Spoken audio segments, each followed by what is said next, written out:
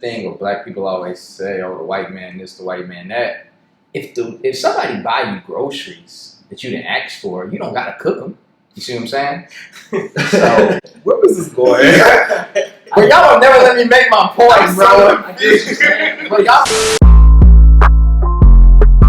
Yo, what up? It's your boy Larry Love, and welcome to another edition of the Last Word Podcast. I got the guys with me now. Unfortunately, Neff is out of town this week, but you know the show goes on, so I'm still getting that content out. Yeah, we got a special guest with us, my man Bryce, What's up, y'all? AKA Jeans by Bryce. Yes, sir.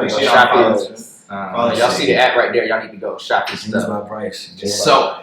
So Bryce, tell us a little bit about yourself, man. How'd you start making jeans? Like why jeans? That's a great question. That's a really good question. It's funny because like if you would have asked me, if you would have told me like when I was a freshman in say high school, like bro, in a couple years you're gonna be like really into like painting jeans, I'd be like, what? Why? It's like why am I painting on jeans? I don't know, but a friend of mine, his name is Isaiah. He goes by Raspy. But in high school, he gave me a pair of painted denim in like my junior year of high school. At the time, you know how like you have to be like 17 to like start working in high school. It's like 16, 17. Yeah. So I wasn't old enough. So I was like, so he gave me these jeans. I was trying to get into fashion, find my own style. And I'm like, well, I can just paint jeans. And then I got really interested in it. You know what I'm saying? First year, I was doing it like for fun, making people's customs. And then I started taking it more serious and like started releasing my own collection and setting up my website and stuff like that. But yeah, Raspy, shout out Raspy. That's the dude that started with. Shout out, man. You got an entrepreneur, man. Yeah. That's how it was with me in high school, man. I started selling snacks just so I could get a couple dollars here and there. Then, even when on my days I was like, I'm not gonna sell because I don't need the money. People will still come up to me, so I'm like, I got a market now. Exactly. That's how it is.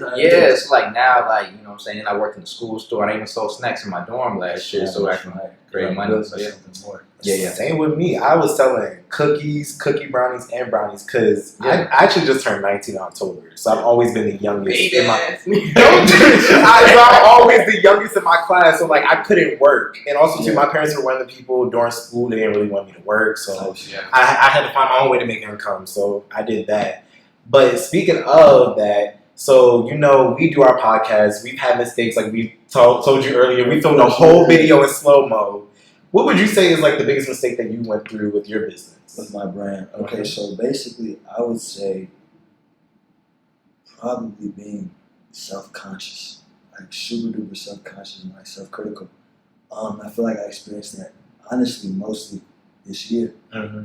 So basically when I first started, my junior year, it was kind of like for fun, you know what I'm saying? I'm making my own stuff, I'm doing it under my own terms, blah, blah, blah. Like, I'm doing my own thing. I was in high school, not really other people looking at me, watching me since school. Yeah. And then come to college, and then, like, as I, built my Instagram and got to know more people around the campus and stuff like that, it started to kind of feel like there were a lot more people paying attention to what I was doing and watching.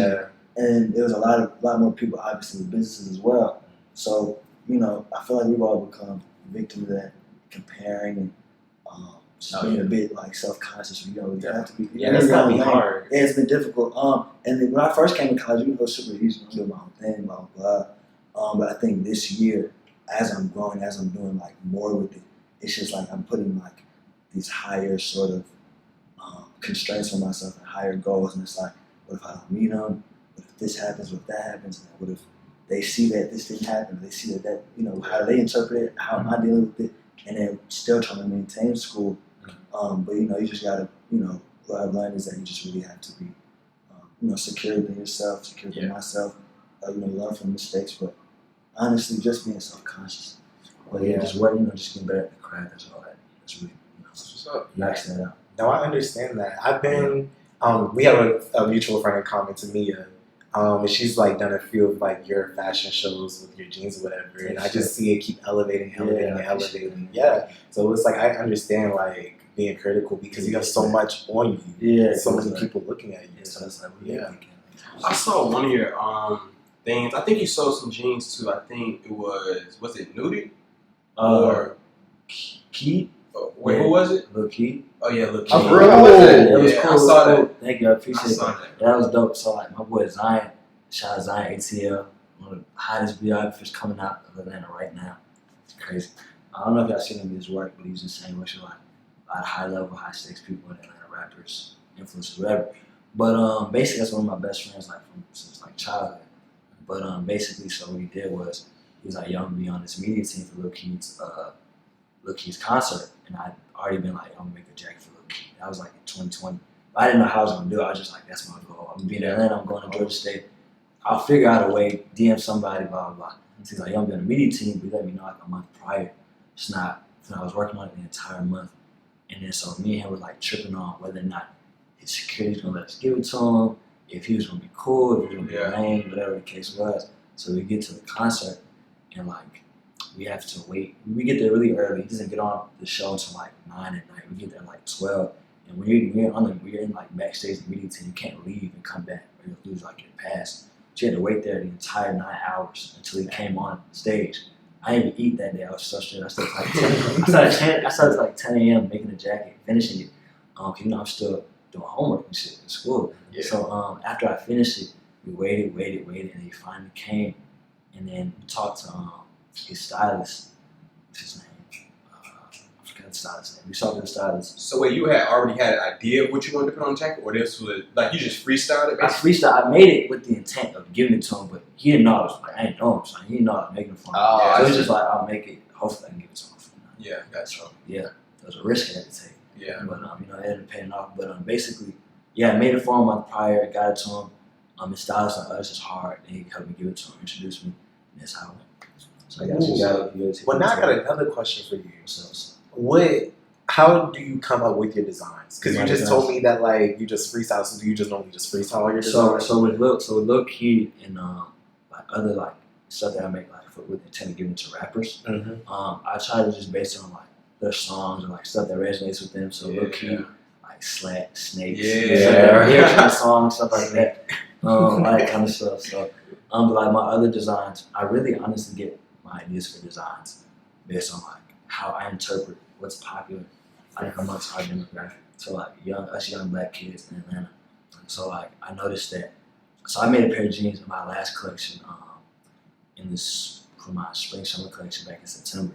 I had a pair of jeans with like hella numbers on them. I don't know if you guys saw them, but it was like hella numbers. I called it like angel numbers. And so basically, there's a bunch of numbers like layered on top. So your girls can't get enough of them angel type numbers. shit. 11. And then in red, I would have like 3 numbers at the same time. So it'd be a bunch of random numbers, and then in red, it'd be like 444 or 777. Yeah. And you obviously you know how Three pair of them jeans. I'm gonna deliver them to a girl at 11. It's like It's crazy. I know. No, they break that 444. Oh God! You text a girl at 11. It's meant to be. Oh man, I gotta try that. So I really got 2 questions. One, what high school did you go to? Have you ever sold any jeans to anybody you went to high school with? And 2, how do you balance like work and school? So I went to Dutchtown High School. Shout out Dutchtown High School. Dutchtown. You know that school? I went to Eagles Landing. Really? Yeah. Oh, that's what's up. Yeah, I went to Dutchtown High School in where is it? Hampton, Georgia. Damn, niggas out there. Yeah. Y'all in the country, yo. What high school You know what's so wild? People think that like Stockbridge and Hampton are the country, and it's not. It's not. It's regular. I stayed in Riverdale for a long time. Riverdale, it'd be like 20 minutes to get to like Stockbridge or like McDonough. And it's not really like, that's still Atlanta. It really ain't like out there, you know what I'm saying? But what high school you go to? Collinsville. Bye. Collinsville. But yeah, you asked. Oh yeah, have I showed you? Yeah, so Mad Genius, my friends at high school. That's why I got started in 11th grade. I used to do cousins for my friends, and then have my friends like my whole type of stuff. So yeah, that's what I do. So are they paying for these jeans, or you just? So in the very beginning, I was giving them the jeans to like model and stuff like that, and then I would do like they pay for customs. So how do you balance like work and school? Work and school. That's a good question. So basically, what I try to do is I give myself a goal of, so I can stay consistent. I give myself a goal of like treating myself as where I would want to be. That's my ultimate end goal, which is like to be a big brand. Yeah, like a fashion house, like how I would do something like that, but not in the jeans by Bryce, something like Bryce McAllister. You know what I'm saying? So I would do like collections. So yeah, thank you. So I would do collections like spring, summer, fall, winter. And so I would make enough jeans. I try my best. I give myself 6 months of the semester to make enough jeans so I can put them out in the summertime. And do the same thing, put them out in the wintertime. On a fashion shoot, photo shoot, find models, stuff like that. But I mean, it can kind of get difficult. But I think it's just you prioritize the things that you want to get done. For sure. Yeah. So it's like you know what I'm saying. It isn't as difficult as you would think if you really put in that time and effort. You just gotta balance it. You gotta prioritize your time. Yeah. Put your time wisely. I'm big on that. People always say, you use a good word, prioritize priorities. Yeah. I always say that nobody really is too busy for nothing that they want to do. I didn't see some shit. Niggas will People will figure it out. You will find a way. You will find a way. If you really want to do something. Yeah, it's like you're trying to talk to a girl, but she says she's too busy. You lying? But they'll go in any area. That was any area of life. Any area of life. All right, well, I got a question for you too. So you were talking about like Louis Vuitton and stuff like that, other businesses, and they're pretty up there.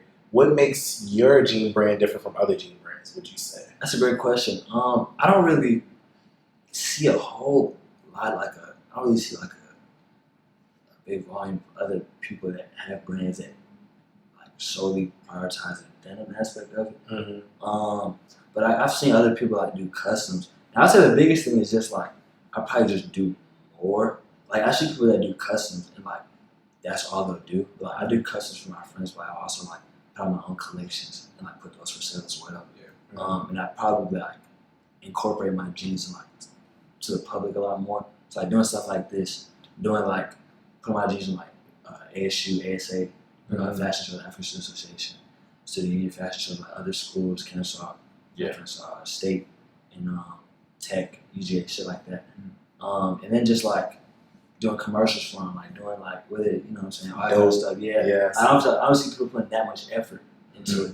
So that would probably be. I say your creativity is way different from other things. That creates like just like making something specifically for you. Like this jacket, it's mine when I purchase. This is my personality, my characteristics. So that's right. How did you get into like the fashion shows? The fashion shows? Yeah, because I've been going to a few because of So like, how did that all come about? So with the I think the first one that I did was early this year, like in April. I did like 3, like the Infinite Appeal.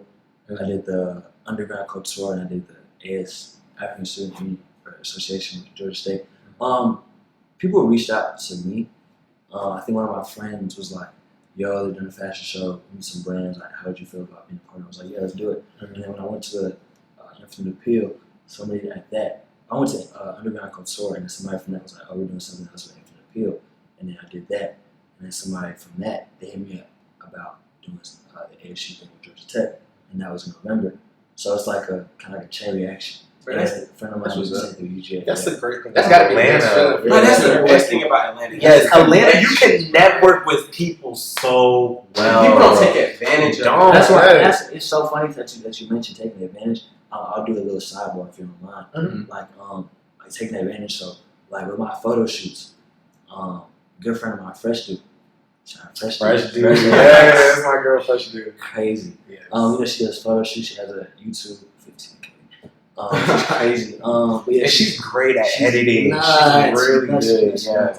But it's like that's besides her being like one of my closest friends, like she's a photographer, she's a videographer. Palmer, shout out Palmer. Palmer is fire too. Palmer's tough. Words can't describe how crazy he is. But he's impeccable at what he does. He's been doing it for a while. But he's a videographer. Other than being my close friend and my roommate, he's a crazy videographer. So it's like you network with those kind of people, and then like you guys help one another out. So he does a commercial for my brand. I want to get into directing, so now I can direct for free. He gets a commercial. He gets content. Fresh gets content. It's collaboration. Yeah. It's all collaborative. And then the models in Atlanta, everybody wants to, you know what I'm saying? So it's all like, so you really, like, that's why I came here in the first place. I came here to do what I'm doing right now. But yeah, I do agree with you. People really don't take advantage of that. I think that's the best thing about Georgia State too. Like I feel like a lot of like people I meet is because they all have like a creative aspect and they all want to help each other out in that creative aspect. Whether it be you, Fresh Dude, Palmer, Awesome, like just so many, awesome too. Like everybody all just. We're gonna get them on the podcast. Yeah. For sure. Yeah, like everybody all have something that they want to do, and everybody's all helpful, which I really admire. I feel like that's what I'm not gonna say. I don't like to use the term "hold us back" because I feel like the only person that can really hold you back is yourself. Yeah. But I always say one thing, or black people always say, "Oh, the white man this, the white man that." If somebody buy you groceries that you didn't ask for, you don't gotta cook them. You see what I'm saying? So where was this going? Well, y'all don't never let me make my point, bro. But y'all don't never let me make my point, bro. I feel like you're so intellectual, it kind of flew in my head. I get it. Yeah, I've been listening to a lot of Lil Wayne. For sure.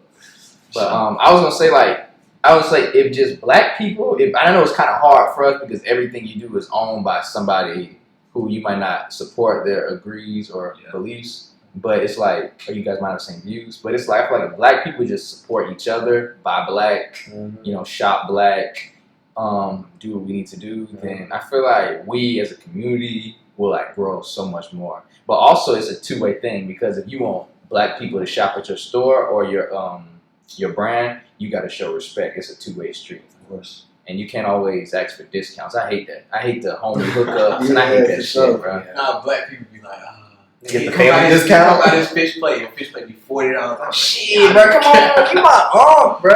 But like, niggas will go pay $1,500 for a belt at Louis Vuitton. Right. Come on now. It's priorities. Go back to priorities. Exactly. Like you really want to. I reiterate, if you really want to do anything, you'll do it. You'll do it. It's prioritizing. Yeah. Niggas gonna find a way. So since like we at the end of 2021, like what do you think like your biggest accomplishments so far for this year? For this year? Yeah. Okay, so probably my biggest accomplishment was personally I made a jacket for Lil Yachty. I gave it to someone. Do you guys know the store No Signal? The what? The store No Signal. I heard of it. Yeah. Well, I'm. Sometimes I talk to the owner. We're kind of cool, whatever. But I gave the jacket to her, and then she gave it to him. But I haven't gotten the picture yet. But I'm trying to get the. He wore it. He hasn't worn it. I don't know. Actually, I know that she gave it to him, and he's seen it. But I don't know if she got the picture because she was like, "I'll get a picture for you, blah blah." But sometimes that kind of stuff is in the air. You know what I'm saying? Yeah. So Yachty hit us back. Yeah, right. Exactly. We gonna add Lil Yachty. We gonna post his clip and add him. I go to church with his grandma, so I get it. And I've been meaning to go down there again, but sometimes I would go down there. She wouldn't be there. I didn't want to seem like a bugaboo, like can you like, you know what I'm saying? Or if she even got it. But now, whether he got it or not, like that's easily my best piece. I put it on my wall, like in my room, because like I put so much time. It's like 2 months on it, so it's crazy. So yeah. Artist wise, like type shit, that's easily like my biggest accomplishment. And other than that, just putting out collections. You know what I'm saying? Getting people to copy and stuff like that. But the artistry of it, like making that boat jacket. So like, people know about Bryce the businessman. We want to know about Bryce the person and the student at Georgia State. Yeah. How is campus life for you, and what do you really like to do on campus? What's your major? What's your hobbies? Okay, cool. So campus life for me is fun. I would say I don't know. Well, no, I would say that I feel like a lot of people agree with me when I say this, but this was easily the most trying semester. Yeah. My GPA really took a hit this semester. So I mean, it was definitely a lot more fun than last year. Obviously, people being on campus, making a whole bunch of new friends, but it was a bit difficult. Like we talked about before, prioritizing, making sure our scores are in order. Because I come back from a party and I'd be stressing. I'd be stressing all the way up until another party, and I won't be stressed. And I'd be stressing more because I wasn't, you know what I'm saying? It's like it's a snowball effect. But I miss a lot of fun. I party on the weekends and drink. You know what I'm saying? I make sure I get my work done, work on jeans and stuff like that. But yeah, I gotta make sure to prioritize that schoolwork while I get out of balance. And then my major is business economics. At first when I came to school, I wanted to take the business aspect of the business economics degree and put it towards my brain. But then I realized I'm actually trying to transfer. So I realized I wanted to UGA.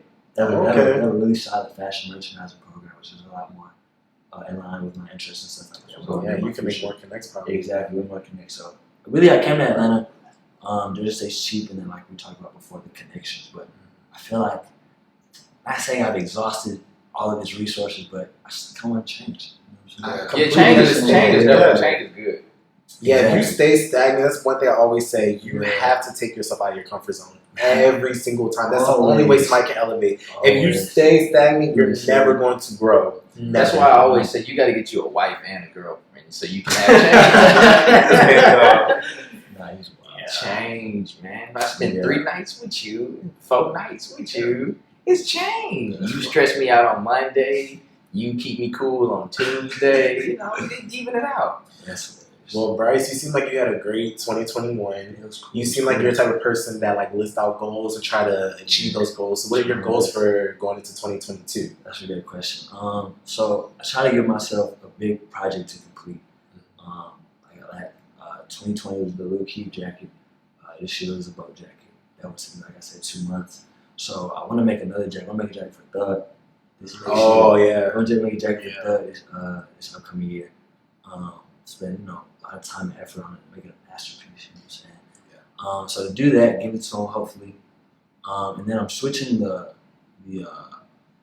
how I'm gonna be doing my jeans from now. I'm gonna be doing a DTG print. I saw that. You saw my I saw that. It's just easier in terms of mass production. You know, obviously, when I pick my jeans, I only do like 7, 8 pairs, and they're only certain size, so everybody can fit them. So it's cool. You make a couple of dollars off it, but it's not super conducive to being able to monetize as best as it can be.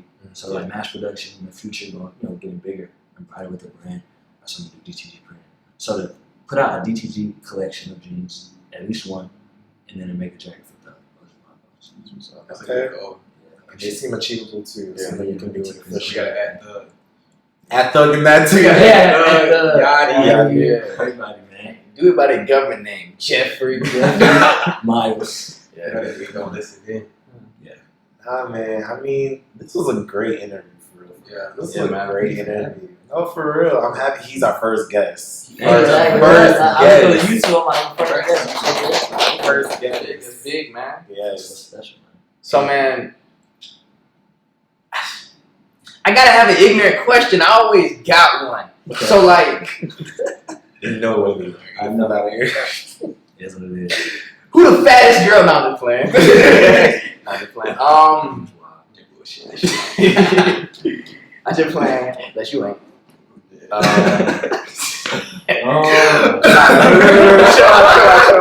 They gonna get us canceled. But I will honestly say though, look forward to shopping with you in the future. Definitely though. Your business growing. Yeah. Sure. I can model too. Strike a couple poses. You have to talk it. Yeah, man. I'm excited to see what comes up in the future with your business. I can see from talking to you that it's just going to grow. And us also to just being young African American men. Yeah. Nigga black. Being young black men. Yo, being young black men is important for us to all help one another out in our goals and our dreams. So thank you so much. Proud of you. Keep up the good work. I'm proud of you guys as well. You guys Thank you. You know what I'm saying? You set it out. It's coming to fruition. You guys are being very intentional and collaborative with this. And I really appreciate you. For sure. So to close out the podcast, man, we're gonna do a little. This is a new game we talked about. It's called This or That. So you from Atlanta, we're gonna give you some Atlanta topics. Okay. If you had to get rid of one of these forever, boots or potholes? That's easy. I can't believe you taking that long. You can avoid it. You can afford a used tire, a boot. What? I would take a boot. Are you kidding me? I would get rid of. How many times do y'all hit a pothole in a day? A lot. Do you not live in Atlanta? I do, but I can swerve it, or the pothole is not. But the thing is, I've never had a pothole. Okay, when I've gotten a boot, I've always been in the wrong. I can't never say the boot man just snuck up and just did me wrong. So if you doing the right thing, you shouldn't get. Nah, them niggas Satan on earth. I don't care what nobody say. The boot man's Satan on fucking earth, bro. I remove boots. Honestly, I remove boots. What about you? I feel like boot is so much. Fuck the boot man. So we gonna hate the boot man too, bro. That nigga saying Westmark, bitch. Okay, man. So Chick-fil-A or Zaxby's? Chick-fil-A. You get rid of Chick-fil-A? Oh, am I getting? Yeah, it's to get one to get rid of. Oh, it's Zaxby's. I gotta throw away Zaxby's. Well, that's a hard one. Chick-fil-A. Chick-fil-A. I think I would throw away Chick-fil-A. Throw away Chick-fil-A. I'm throwing away Zaxby's. That's a Well, then think about it. It depends. Because you can't, you gotta starve on Sunday. Zaxby's Chick-fil-A. Zaxby's food. I gotta go with Chick-fil-A. Zaxby's business, throw away. And when I say business, every time I go to a Zaxby's, I'm always in the drive-thru for a long ass time. I always feel like I deal with the rudest fucking employee shit. Yo, Chick-fil-A, I'm in that bitch. Yeah, maybe a little bit longer. That shit's efficient. They got that shit going. Like, it ain't like you sitting in there and you not moving. Zaxby's, it's like traffic in Atlanta. It's like not moving. That bitch is not moving. Okay. But the food's better. Speaking of what you said, get rid of one. And this is going to be to close us out. Paid parking or traffic? You got to get rid of one forever. Traffic. My man. And that concludes that. That concludes this episode.